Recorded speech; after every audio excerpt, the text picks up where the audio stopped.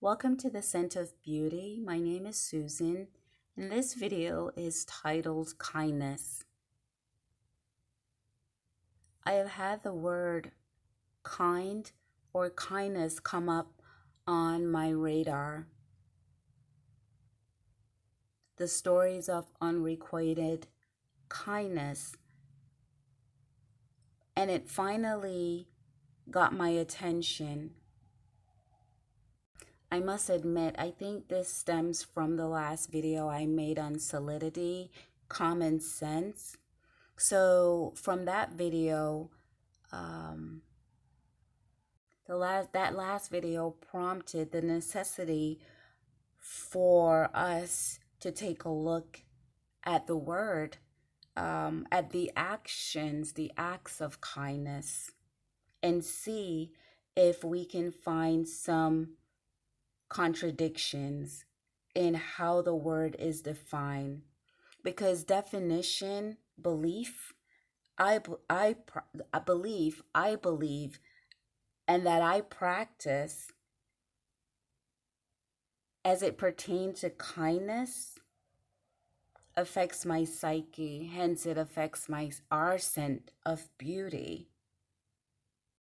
Now, there's an idiom that I've heard and I always question when it's said, kill someone with kindness. To me, that's interesting because the next thought that follows up when I hear that, could that be the same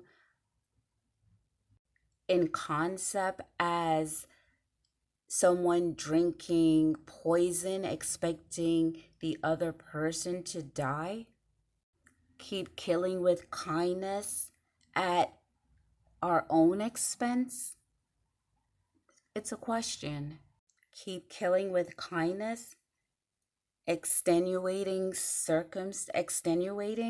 that means making everything forgivable, every matter at hand. What about when injury and harms start to occur in our psyche? Is it common sense to keep killing someone with kindness? And what does that mean in those circumstances? I needed a tool. I needed something that could blend three components together and find out ultimately if in theory this kill with kindness, it sounds good in theory, but what about in reality? And I find that algebra lends itself to this video, rational and irrational numbers, integers, whole numbers, natural numbers, 0, comma 1, comma 2, comma 3, that makes sense to us. And even if we go the other direction, -1, -2, -3, 10 degrees low, 10 degrees, if it's the weather and it's 10 below, we know it's colder than if it was 1 degree, right? That makes sense. It's rational. But what about when we have a rational and an irrational in the middle, and at the other end, irrational? That middle component, can irrational through kindness be made rational?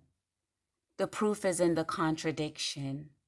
The real numbers always add up, but the irrational numbers, it's a string along. It goes on after the decimal. It goes on and on and on, all the way into infinity. And so kill them with kindness. How far do we go with these kindness in matters, in relationships, especially when it's unrequited? When it's not giving back, when the middle piece, when the contradictions in behavior, attitudes, um, expressions. What about those contradictions? Do we take our time and take a look at how irrational they are? The root number of 2 is irrational. You could try to work it out no matter what you do, it will never become rational. And that's the extreme where, no matter we could kill someone with kindness, but some people you could share that, but it's not requited back. I've noticed that some of the kind extenders, the extenders of kindness, have ultimately fallen into a destitute state. And what I mean by that is they become repetitive. It's almost like on a loop. In order not to deal with the contradictions, they implement a kind act, an attitude. Sometimes people call it people pleasing, but it goes beyond just people pleasing because it's costly. Coasting through contradictions, it does have its effect on our minds. If we neglect our own well being based on kindness, quote unquote, we will find ourselves or we will see others with neurosis. Not a modern day word, but it is a modern day. It can be exhibited in, in 2020, where there is so much chronic distress on our psyche. And that's an adverse effect. So, just the basic knowledge of rational and irrational numbers, right? And the trying to work out the contradictions between those two elements, which the contradiction is a culprit, but many people don't have the knowledge and the formula to help them when contradiction emerges. They don't know how to work out the problem. So many people sway and they move away from the contradiction with a justifying idea that it's, in the best interest of the relationship. Hence, the best interest of their friends, best interest of their husband's wife, best interest of employer, employee. But what about your best interest, my best interest? In kindness do we waver? And I want to spell that waver I'm talking about. It's WAVER. And we waver in the name of kindness, granting others a waiver, WAIVERS. Waivers are passive. When all of this is factored in, is it rational? Is that a rational option? Is it kind to oneself to be in a relationship filled with unaddressed, skirted contradiction? And when does it become my own personal responsibility to learn how not only to identify contradiction, but to problem solve? And isn't that kind? Isn't that rational? Kindness is all inclusive. That means we measure ourselves in that equation, our well being. And the ironic piece to this video is the one that that people give waivers to, passes, they are usually the ones that leave out of the relationship because they see the irrational behaviors of those that are giving unrequited kindness. The wavering and sidestepping. And what usually happens is the bitter scent, the angry scent, the self loathing scent, the revengeful scent, the scent of blame starts to emerge because we didn't deal with the contradictions.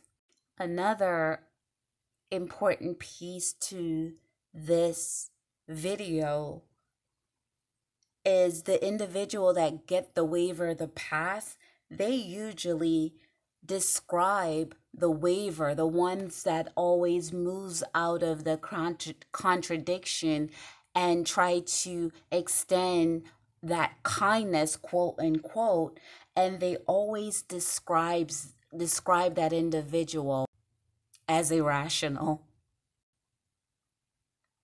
But what they see is that we and people that have done that have forego the gift of kindness to themselves. We are never too young or too old to learn the art of solving contradictions as they unfold and not wait until it ultimately ends where everyone is irrational. So today, when we listen to this video, the kindest thing that we could do is to learn about contradictions.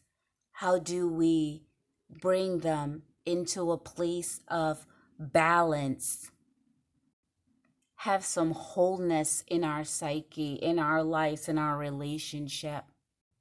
That's why I continually say that it's not about just making a New Year's resolution. It really is about getting down to the science, the mathematics of who we are and the relationships that we're having with ourselves first and foremost, the contradictions that we could work out within ourselves when we are giving unrequited kindness away to others, but we don't give that gift to ourselves.